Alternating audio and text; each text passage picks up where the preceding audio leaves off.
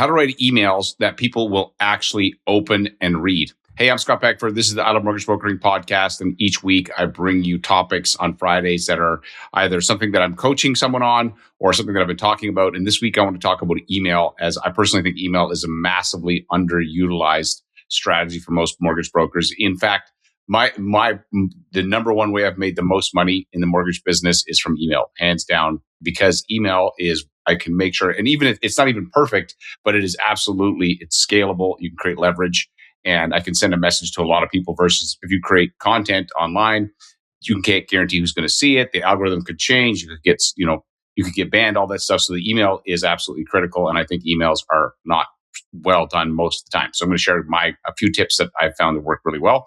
Before I jump into that, I'm going to give a shout out to our sponsor, Ownwell.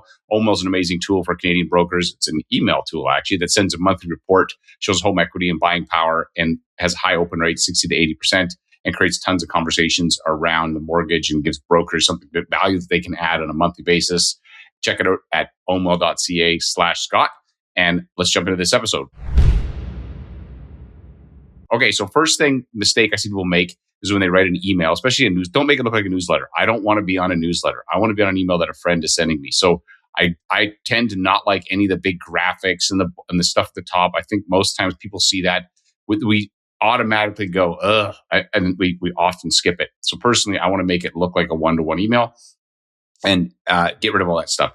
And then you need to write to one person. Don't write the email as if you're getting on stage speaking to, hello, everybody. I want to tell you, no. Just what I do most of the time is I will write a person's name. I'll picture someone in my mind, and I will write the email as if I'm sending it just to that person. Here's the thing: it's a one-to-one email, and I'm going to use the language that's one-to-one. It's one-to-many, but it feels one-to-one. If you write it one-to-many, it feels weird, and people don't pay attention. So that's my first tip: is write it one-to-one. Don't get rid of all that language that sounds like you're speaking to a group, because nobody wants to be part of a group. Second thing is your subject line really matters. And one of the key things is they're going to look at the subject line, and then there's a pre-header text that, depending on your email platform you're using, that'll actually kind of answer or create another, what shows up below. When you look in your email provider, there's the subject, and then there's that pre-header text, and it'll either grab the top of the email, or you can put something in there depending on the program you're using.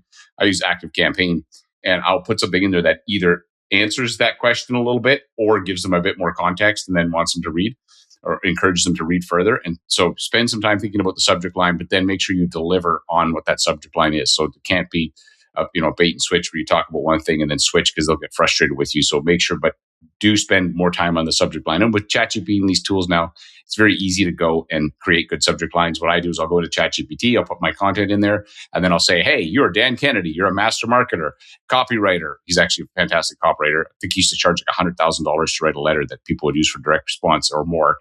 And I'd say, come up with 5 or 10 subject lines that Dan Kennedy would use. And then if I like him, I go. If I don't like him, I say, hey, I want more Dan Kennedy, like more cowbell. Give me more Dan Kennedy. And then what would happen is that he'd make them even better. And then I would say, okay, which one would Dan choose? And then they'll usually select it. And sometimes I'll use it. Sometimes I'll modify it. But what I find is that it gets me to a much better subject line much faster. So subject lines matter.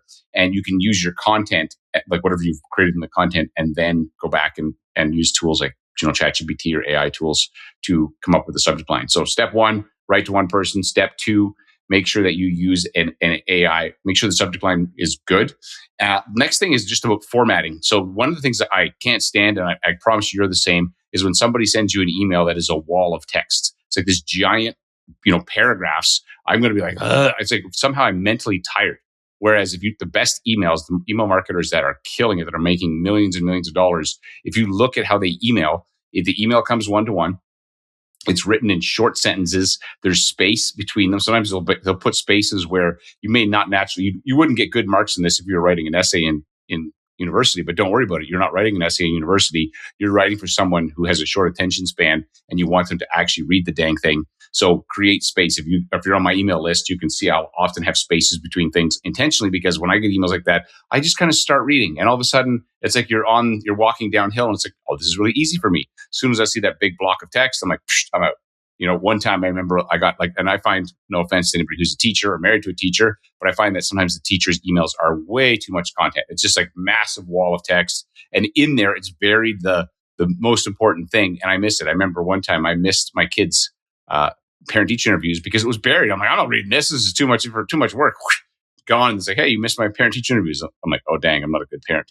But the reality is that if that's what's the most important thing, you need to make that easy to find, which will lead me to my next point, which is what you can do is in an email, especially if there's more text, is bold the sections that for the people who skim. A lot of people will skim an email.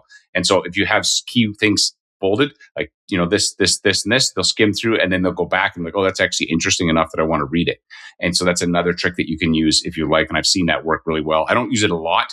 I still use it from time to time, but I don't like to overdo the bold. Otherwise, people feel like you're yelling at me. So those are just some of the tips that I've used that have worked really well, that has created a ton of great results for me and my business is using email. Don't think that email is dead. I have a friend that I met. He built a business. It was like an event business, and he sold it for $15 million. And he told me the biggest reason he got that multiple was because he had an email list of 150,000 people who attended his conference, and the company that bought him wanted that. They wanted that list because they're like, we can actually find these people. These are very specific niche market people. Versus if you just have great social content and stuff, you can't guarantee anybody's going to see it. And so I personally love building an email list. So if you're not building an email list, you need to do it. And you do need to send out emails to your people, your referral sources and clients on an ongoing basis. Hope you find that useful. Hey, I'm Scott Peckford. This is the I Love Mortgage Brokering podcast. And if you want to get on my email, and you can check that out, you click on this link. I send out an email every week called Peckford's Playbook. And I put in there some useful links for you, stuff that I found, as well as I share some thoughts of something that I'm learning or that I'm working on. And if you want to check that out, check out Peckford's Playbook. I'd love to have you on that email list. If you're on that email list, shoot me a reply. If you have a question you want me to answer on a future episode, you're like, hey, Scott, I got a question about whatever. Drop it in there. I find that for me, I often need questions to prime these episodes because I've got years and years of all this information jammed into my head. And it's like, well, I don't really know what to talk about. And then somebody asks me a question and all of a sudden I actually have a lot to talk about. I've got a lot of perspective on it. So feel free to shoot me an email on that.